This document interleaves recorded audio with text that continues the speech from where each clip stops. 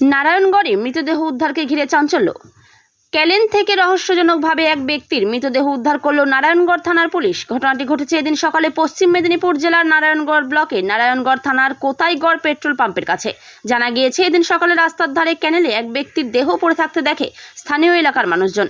এরপর খবর দেওয়া হয় নারায়ণগড় থানার পুলিশ এবং ওই ব্যক্তির পরিবারে। খবর পেয়ে ঘটনাস্থলে গিয়ে ওই ব্যক্তির অচেতন দেহ উদ্ধার করে মকরামপুর প্রাথমিক স্বাস্থ্যকেন্দ্রে নিয়ে আসে নারায়ণগঞ্জ থানার পুলিশ। চিকিৎসক দেখে ওই মৃত বলে ঘোষণা করে।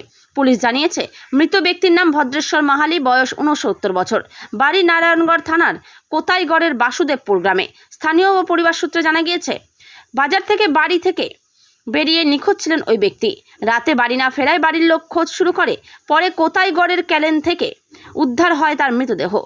মৃত্যুর কারণ নিয়ে ধোঁয়াশা থাকায় মৃতদেহ ময়নাতদন্তের জন্য খড়গপুর মহকুমা হাসপাতালে পাঠিয়েছে নারায়ণগড় থানার পুলিশ। বাড়ি থেকে অদূরে মৃতদেহ উদ্ধার হওয়ায় চাঞ্চল্য ছড়িয়েছে এলাকায়। Bureau report, PB news. ইভল্যান্ড নার্সিং হোম, এখানে যে কোনো রকমের চিকিৎসার বিশ্বস্ত প্রতিষ্ঠান। খুবই কম খরচে বিশ্বমানের চিকিৎসা প্রদান করে থাকে।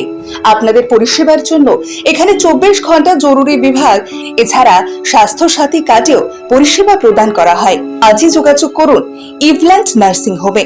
ঠিকানা নবাবহাট মোড়, বর্ধমান। ফোন নাম্বার মনে রাখবেন 9434383966 অথবা 7908496820।